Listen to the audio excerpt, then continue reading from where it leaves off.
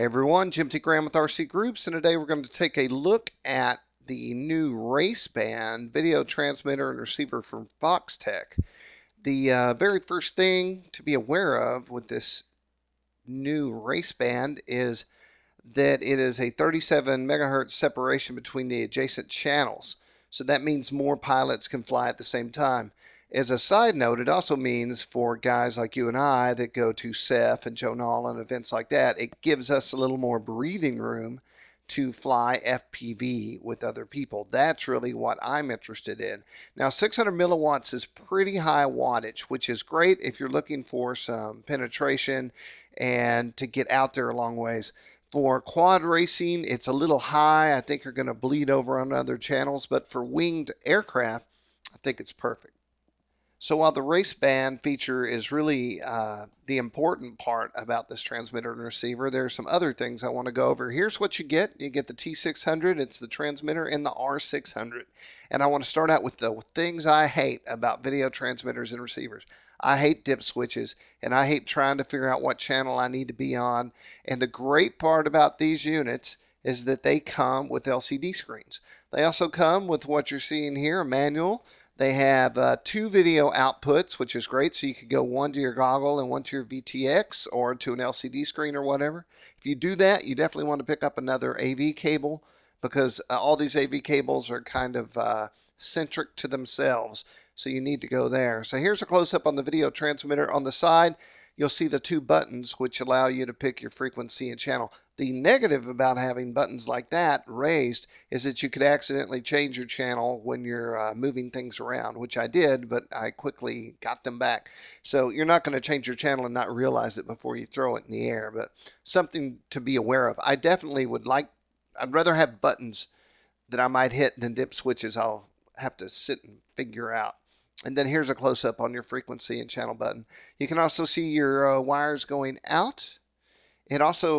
It's kind of blurry in there, but there's a microphone out, and that is pretty cool because most of my video transmitters do not have that separate mic piece right there. They might have it's all internal into the wiring, but not a separate piece like that. And then here, of course, is the bottom. So this unit's not very big. It fit everything I put it on, and once again, the other thing is about that LED screen is that when I power it up, I know it's hot and rolling because I can see the blue information coming to me from the screen. So that's very cool. So let's take a look at the video receiver. You have an AV out, 2 of those, and a DC in. I'm just running my DC in off a 3-cell. In fact, I'm running everything off the same battery, and I'm putting a JST tail onto my balancer. And that allows me to go out to my DVR, allows me to go out to my receiver, and I just have a single battery that's powering all my units at one time. And then here's the side piece. Now, the SE is interesting here on the receiver because that's a search function. So you can hit that, and instead of going click, click, click, click, click, the search function will scan the channels and find your video transmitter for you, which is awesome. And I don't know if I personally have seen that on anything that I own. So that's a pretty swanky piece. And then to utilize this for now, I've got it mounted on a tripod. I've tried a lot of different antennas, and I want to go over that before we get in the air. You know, every antenna is different, and to get really good reception, you have to have really good antennas. And so that's going to determine what kind of reception you get on this unit. 600 milliwatts is a lot of milliwatts, and it will push through. But you have to have that nice IB Crazy or whatever antenna on there. So you're also looking at the Foxtech on-screen display. This is the Cyclops Breeze Pro on-screen display. This is simply an OSD. It's not a flight board or anything. And the folks at Foxtech requested I do a long-range video, and I just wanted to point out that as a guy that is an admin of RCGroups and Flying Giants and other sites, I definitely can't go against the AMA rules and go long range. I know a lot of you out there do what you need to do, but I just wanted to throw this thing in the air and share a story with you. So this is it, flying, very clean signal. I'm actually running a pretty directional antenna on the receiver. So what I'm doing now is seeing how far back I can get behind that antenna before it fuzzes out. And this technically should be kind of the edge of range. I'll go farther back here in a minute and show you that. But my story is, so I was flying out in the field and I was flying behind a set of trees, and whenever I got behind the trees, I would fuzz out and it would come back. Usually I'd pull up and get a little high over the trees and get my signal back. And then I could come around these trees. I was going down a road behind the trees and coming back out. So when I got this unit, I thought I would give it a shot. So I took it out there and I actually did get behind the trees. And so then I started getting lower and lower, and I was able to see through those trees better with this unit than the other unit I was running. Now, the other unit was 200 milliwatts. Of course, that's lower wattage. And I was running an X2 air antenna, which is pretty directional and also helps for penetration.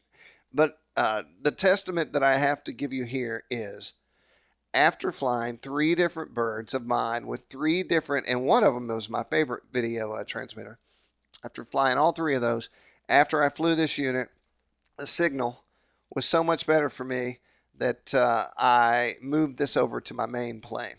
So that's just me talking. Everyone's mileage may vary. Hello, airplanes right there. But for me, this is now my #1 video transmitter. Like I said, for flying FPV, or not FPV, but for flying for quad racing, I think 600 milliwatts is going to hurt. So here I'm on the edge of that antenna, pulling back in. And so what I was saying is 600 is too much, I think, for flying quads and quad racing. But for everything else, it's awesome. For going to events, this thing is great because you have those side bands. I love the LCD screen. I love the ability of the search. I like the 600 milliwatts personally myself for flying my birds. And I guess that's it. The end of the story is I'm a fan. I feel like I've upgraded my FPV system with these units, and throw in the on-screen display from Foxtech, and you've got a sweet little setup. So that's it. It's the R600 and the T600 from Foxtech. I'll put a link to the review here in the video so you can go check that out and learn more. I'm Jim T. Graham with RC Groups, and you've been watching RCGroups.com.